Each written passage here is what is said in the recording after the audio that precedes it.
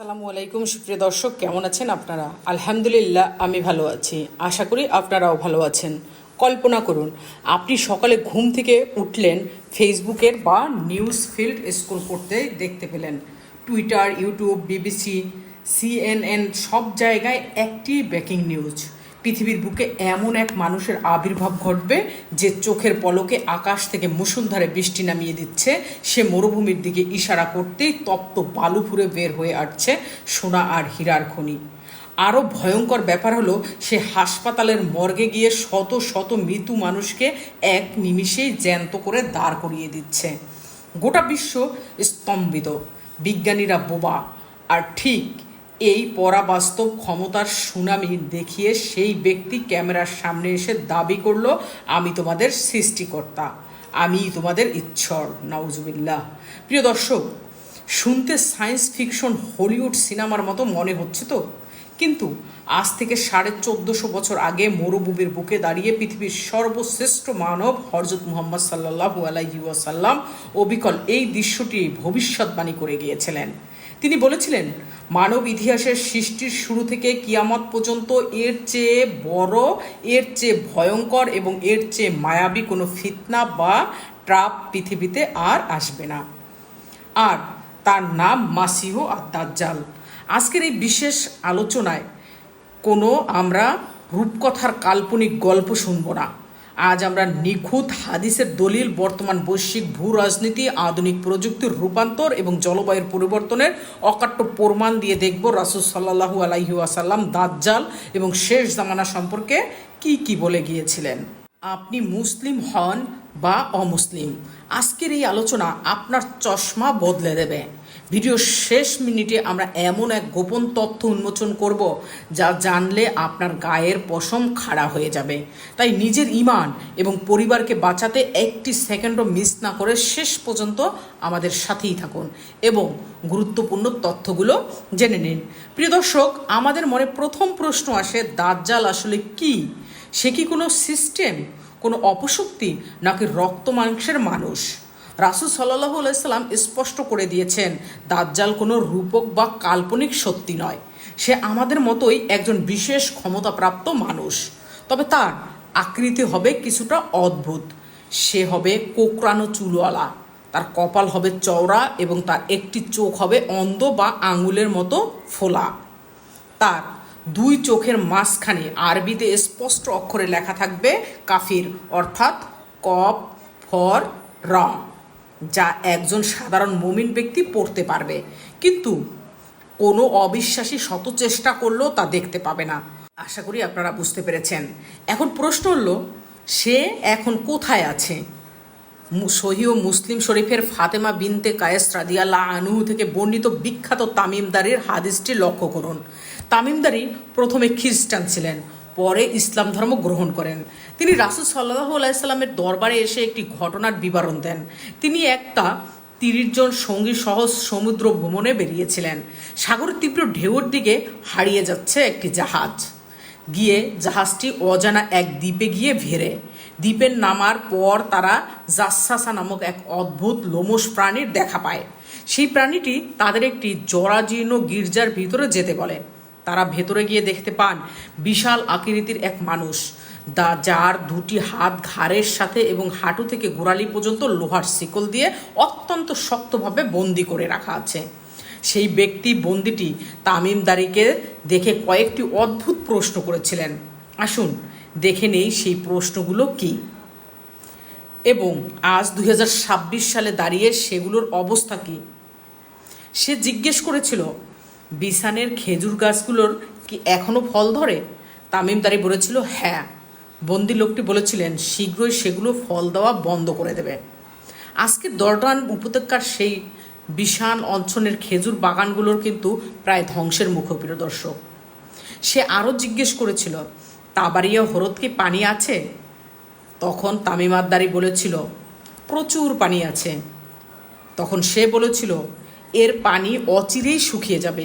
প্রিয় দর্শক, গুগল ম্যাপে গিয়ে আজই সার্চ করুন। ইসরায়েলের এই তাবারিয়া হ্রদের পানি বিগত কয়েক বছর ধরে ইতিহাসের সর্বনিম্ন স্তরে নেমে গিয়েছে, মানে কমে গিয়েছে। সে জিজ্ঞেস করেছিল আরবের সেই নিরক্ষর নবীর কি খবর। তারা বললেন তিনি মক্কা থেকে মদিনায় হিজরত করেছে এবং আরবরা তার আনুগত্য করেছে। এটা শুনে সেই বন্দি শৃঙ্খলিত মানুষটি দীর্ঘশ্বাস ফেলে বলেছিল, আমি হলাম মাসিও আদ-দাজ্জাল, শীঘ্রই আমাকে বের হওয়ার অনুমতি দেওয়া হবে। তামিম আদ-দারি এই ঘটনা শোনার পর রাসূল সাল্লাল্লাহু আলাইহি সাল্লাম খুশিতে লাঠি দিয়ে মিম্বারে আঘাত করে বলেছিলেন, তামিম দারি যা বলেছে তা আমার কথার সাথে হুবহু মিলে গেছে। অর্থাৎ দাজ্জাল এই পৃথিবীর কোনো এক গোপন দ্বীপে আল্লাহর আদেশে শিকলবন্দি অবস্থায় আছে এবং সে দিন গুনছে কখন সে বেরিয়ে আসবে। দাজ্জাল তো বন্দি আছে, কিন্তু সে হুট করে একদিন চলে আসবে না। সে আসার আগে পুরো পৃথিবীর সমাজ ব্যবস্থা এবং মানসিকতা বদলে যাবে। রাসূল সাল্লাল্লাহু আলাইহি সাল্লাম শেষ জামানায় যে সামাজিক চিত্র এঁকেছেন তা বর্তমান সমাজের সাথে মেলাতে আপনি শিওরে উঠবেন। রাসূল সাল্লাল্লাহু আলাইহি সাল্লাম বলেছেন, শেষ জামানায় একটি বছর একটি মাসের মতো হবে, একটি মাস একটি সপ্তাহের মতো হবে, আর একটি সপ্তাহ একটি দিনের মতো কেটে যাবে। আজ ইন্টারনেটের যুগে, সোশ্যাল মিডিয়ায়, স্ক্রলিংয়ের যুগে আমাদের 24 ঘন্টা কিভাবে পার হয়ে যায় আমরা টেরই পাই না। আধুনিক যাতায়াত ব্যবস্থা দুনিয়াটাকে ছোট করে দিয়েছে। হাদিসে এসেছে, এমন এক সময় আসবে যখন হত্যাকারী জানবে না সে কেন মারছে, আর নিহত ব্যক্তি জানবে না তাকে কেন মারা হলো। আজকের দিনে গাজার দিকে তাকান, তাহলে আপনি কি বুঝতে পাবেন? গাজা, ইউক্রেন, সিরিয়া বা বিশ্বের বিভিন্ন প্রান্তে আধুনিক ড্রোন বা মিসাইল হামলার দিকে তাকান। একটা বোতাম টিপে হাজার হাজার মানুষকে মেরে ফেলা হচ্ছে, অথচ সেই সাধারণ নিরহ মানুষগুলো জানেই না তাদের পরাণ কীভাবে যাচ্ছে, তাদের অপরাধ কী। তারপরে নবী করিম সাল্লাল্লাহু আলাইহি ওয়াসাল্লাম বলেছিলেন, শেষ জামানায় এমন নারী আসবে যারা পোশাক পরেও নগ্ন থাকবে।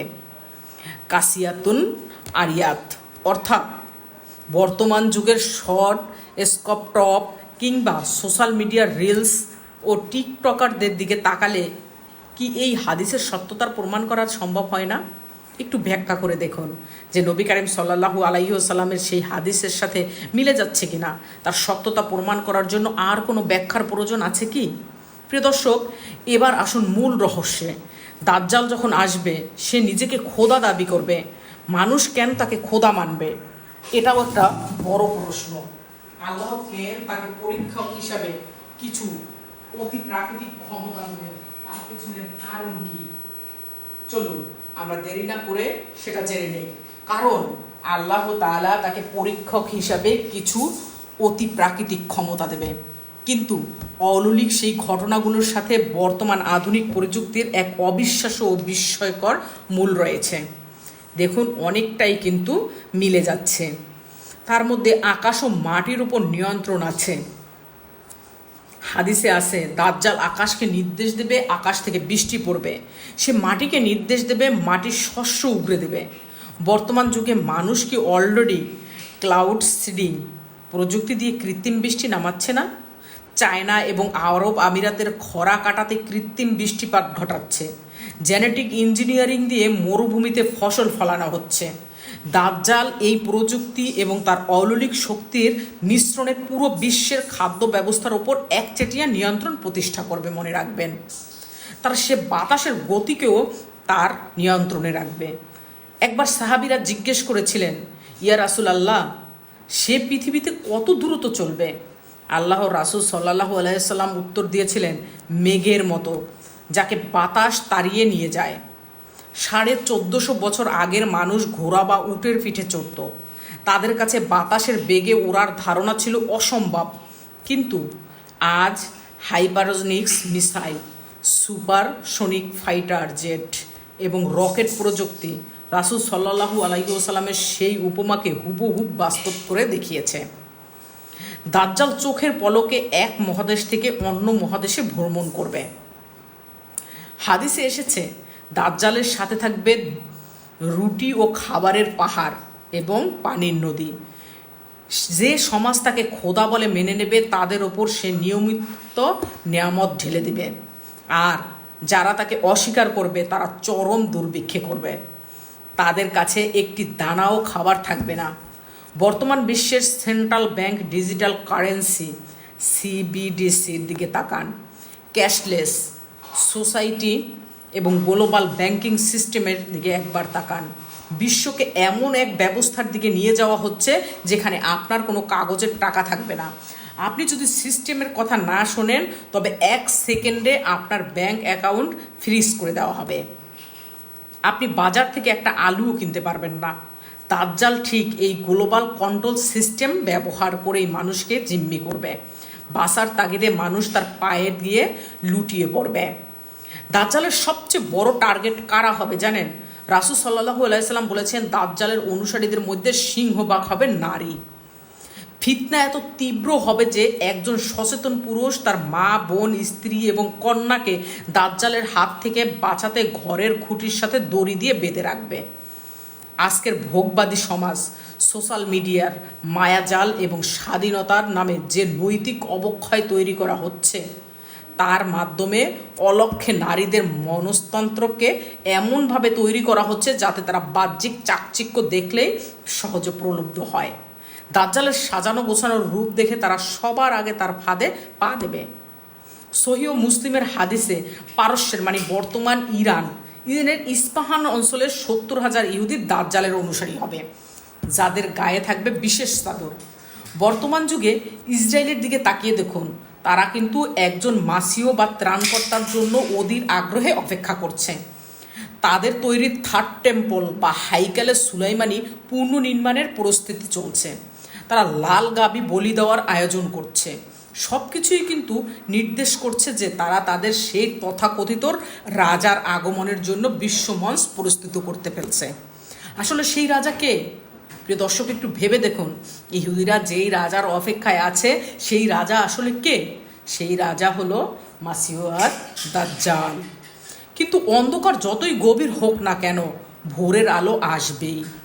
দাজ্জাল যখন মক্কা ও মদিনায় ছাড়া মানে যেখানে ফেরেশতারা তরবারি নিয়ে পাহারা দিতে থাকবেন, তা সারা পুরো পৃথিবীতে তার তাণ্ডব শেষ করে সিরিয়ার দামেস্কের দিকে এগাবে, তখন ঘটবে মানব ইতিহাসের সবচেয়ে বড় অলৌকিক ঘটনা।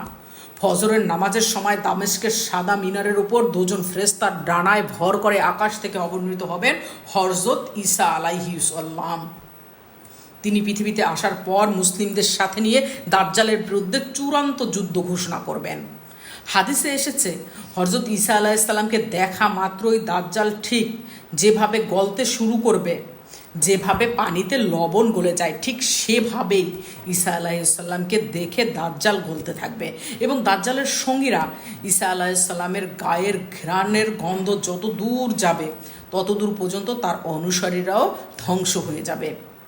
দাজ্জাল ভয়ে পালাবার চেষ্টা করবে, কিন্তু বর্তমানে ইসরায়েলের তেল আবিবের কাছে লুদ নামক একটি বিমানবন্দর এলাকায় হযরত ঈসা আলাইহিস সালাম দাজ্জালকে কোণঠাসা করবেন হযরত ইমাম মাহাদিকে সাথে নিয়ে। তিনি তার বল্লম দিয়ে তাকে আঘাত করে চিরতরে খতম করবেন। দাজ্জালের মৃত্যুর সাথে সাথে পৃথিবী থেকে ফিতনার অবসান ঘটবে এবং ইস্পাহানের খিলাফত কায়েম করবে। প্রিয় দর্শক, আমরা কিন্তু ইতিহাসের একেবারে শেষ প্রান্তে চলে এসেছি। আমাদের ভিডিওর একেবারে শেষ প্রান্তে চলে এসেছি, কিন্তু শেষ করার আগে একটা চূড়ান্ত সত্য আপনাদের মুখোমুখি দাঁড় করিয়ে দিতে চাই। হযরত মুহাম্মদ সাল্লাল্লাহু আলাইহি ওয়াসাল্লামের প্রতিটি ভবিষ্যৎবাণী আজ আমাদের চোখের সামনে লিটারেলি জীবন্ত হয়ে উঠেছে। দাজ্জাল কোনো রূপকথা নয়, সে একটি জলজান্ত বাস্তব। এবার শুনুন সেই চূড়ান্ত টুইস্ট। আমরা হয়তো ভাবছি দাজ্জাল যখন আসবে তখন আমরা নিজেদের ঈমান বাঁচিয়ে নেব, কিন্তু সত্যতা অত্যন্ত ভয়ানক, যা শুনলে আপনার গায়ের লোম খাড়িয়ে যাবে। দাজ্জাল হুট করে এসে এক রাতেই পৃথিবী দখল করবে না। সে আসার আগেই তার সিস্টেম বা গ্লোবাল নেটওয়ার্ক আজ আমাদের ঘরে ঘরে ঢুকিয়ে গেছে। একটু গভীরভাবে চিন্তা করে দেখুন, সে সুদভিত্তিক অর্থনৈতিক ব্যবস্থার কথা নবীজি সাল্লাল্লাহু আলাইহি সাল্লাম বলেছিলেন, তা আজ আপনার পকেটে। যে স্কিন আর প্রযুক্তির মোহে মানুষ অন্ধ হয়ে আল্লাহর জিকির ভুলে যাচ্ছে, তা আজ আপনার হাতের মুঠোয়। যে অশ্লীলতা আর নৈতিক অবক্ষয় দাজ্জালের প্রধান হাতিয়ার হবে, তা আজ আমাদের সমাজের সংস্কৃতি। ভাবুন তো, তার মানে দাজ্জাল শারীরিকভাবে শৃঙ্খলমুক্ত হওয়ার আগেই তার অদৃশ্য ফিতনা এবং দাজ্জালীয় সিস্টেম অলরেডি আপনার এবং আমার মনস্তন্ত্রকে নিয়ন্ত্রণ করা শুরু করে দিয়েছে। বিশ্বাস করুন, এটাই চিরন্তন সত্য কথা। প্রিয় দর্শক, আমরা অজান্তেই এমন এক পৃথিবীর বাসিন্দা হয়ে গেছি যেখানে সত্যকে মিথ্যা আর মিথ্যাকে সত্য বলে চালিয়ে দেওয়া হচ্ছে। আপনি কি নিশ্চিত যে মূল দাজ্জাল যখন আপনার সামনে এসে রুটি আর পানির লোভ দেখাবে তখন আপনি তাকে অস্বীকার করতে পারবেন? পারবেন না। শুধুমাত্র খাঁটি ইমানদার ব্যক্তি ছাড়া এটা কারো ধারা করাই সম্ভব না। যেখানে আজ সামান্য একটা ক্যারিয়ার, টাকা বা সম্মানের লোভে আমরা ইসলামের বিধান ছেড়ে দিচ্ছি, সেখানে কিভাবে আমরা দাজ্জাল যখন এসে আমাদেরকে অনেক বেশি লোভ দেখাবে তখন আমরা সেটা ছেড়ে দিব? ভোগ বিলাস, দুনিয়ার আনন্দ, সুখ, শান্তি দেবে, তখন আমরা সেটা কিভাবে ভুলে যাব? এখনই তো আমরা এখানে থাকতে চাচ্ছি না, আমেরিকার দিকে যাচ্ছি, ইংল্যান্ডের দিকে যাচ্ছি, যে ভালো জায়গায় থাকবো, ভালো পরিবেশে থাকবো। আর দাজ্জাল যখন সেই জিনিসটা আপনার চোখের সামনে এনে দিবে তখন আপনি কি আপনার লোভ ধরে রাখতে পারবেন? হ্যাঁ, যদি লোভ ধরে রাখতে হয় অবশ্যই আপনাকে এই ফিতনা এড়িয়ে চলতে হবে এবং লোভহীন জীবনযাপন করতে হবে, আল্লাহর পথে চলতে হবে, 5 ওয়াক্ত নামাজ পড়তে হবে, দাজ্জালের ফিতনা থেকে বাঁচার উপায়গুলো অনুসরণ করতে হবে। প্রিয় দর্শক, কিন্তু আপনি হতাশ হবেন না, কারণ মানব জাতির ইতিহাসের সবচেয়ে বড় এই ফিতনা থেকে বাঁচার জন্য দয়ার নবী, আমাদের প্রিয় নবী হযরত মুহাম্মদ সাল্লাল্লাহু আলাইহি সাল্লাম আমাদেরকে অন্ধকারে ছেড়ে যাননি। তিনি আমাদের এমন কিছু অমোঘ অস্ত্র বা প্রেসক্রিপশন দিয়ে গেছেন যা মেনে চললে দাজ্জাল আপনার একটা চুলও বাঁকা করতে পারবেন না। আসুন জেনে নেই সেই উপায়গুলো কি। রাসূল সাল্লাল্লাহু আলাইহি সাল্লাম বলেছেন, যে ব্যক্তি সূরা কাহাফের প্রথম 10টি আয়াত মুখস্থ করবে সে দাজ্জালের ফিতনা থেকে নিরাপদে থাকবে। সহিহ মুসলিমের হাদিসের দলিল সহ বললাম। কেন এই সূরা পাঠ করবেন? এই সূরার আসহাবে কাহাফের যুবকদের গল্প আছে, যারা ঈমান বাঁচাতে সমাজ থেকে পালিয়ে গুহায় আশ্রয় নিয়েছিল। এই সূরাটির প্রতিটি জুমারের তিলাওয়াত করুন, এর অর্থ বুঝুন। এটি আপনার চারপাশের এমন এক অদৃশ্য নূর যা আলোর দেয়াল তৈরি করবে, যা দাজ্জালের কোনো সম্মোহনী শক্তি ভেদ করতে পারবে না। প্রত্যেক নামাজের শেষ বৈঠকে বিশেষ কিছু দোয়া পড়ুন।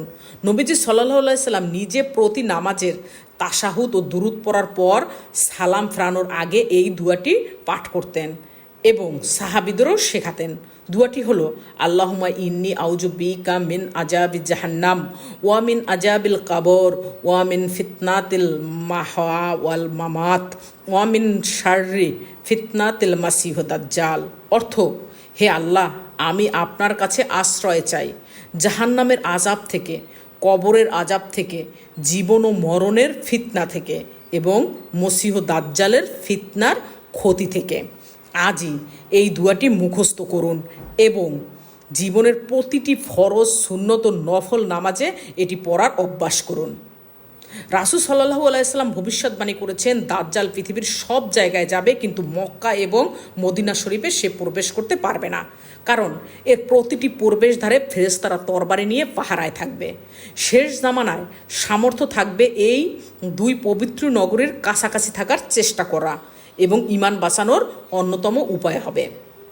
এরপরে হাদিসে এসেছে, দাজ্জালের ফিতনা এত তীব্র হবে যে মানুষ নিজেদের ঈমান বাঁচাতে পাহাড়ের চূড়া এবং প্রত্যন্ত গ্রামে পালিয়ে যাবে। বর্তমান যুগের চাকচিক্য ও ফিতনাগ্রস্ত মেট্রোপলিটন শহরগুলো থেকে দূরে গিয়ে সরল জীবনযাপন করা এবং নিজের খাদ্য নিজে উৎপাদন করার মানসিকতা তৈরি করা দাজ্জালের অর্থনৈতিক জিম্মি দশা থেকে বাঁচার বড় কৌশল। ইলম অর্জন ও আল্লাহওয়ালাদের সংস্রব দাজ্জালকে চেনার জন্য চোখের ডাক্তার হতে হবে না, বরং অন্তরের চোখে ডাক্তার হতে হবে, বরং অন্তরের চোখে বা ইমানি নূর লাগবে। নবীজি সাল্লাল্লাহু আলাইহি সাল্লাম বলেছেন, দাজ্জালের কপালের লেখা কাফারা মানে কাফের, যা কেবল একজন প্রকৃত মুমিন ব্যক্তিই পড়তে পারবে, সে শিক্ষিত হোক বা অশিক্ষিত হোক। তাই খাঁটি দিন জ্ঞান অর্জন করুন এবং উম্মতের হক্কানি আলেমদের সাথে জুড়ে থাকুন। প্রিয় ভাই বোনেরা, সময় ফুরিয়ে আসছে, তাবারিয়া হ্রদের পানি শুকিয়ে যাচ্ছে, বিশ্ব এক মহাযুদ্ধের দিকে এগিয়ে যাচ্ছে, দাজ্জালের আগমনের মঞ্চ পুরোপুরি প্রস্তুত। এখন সিদ্ধান্ত আপনার।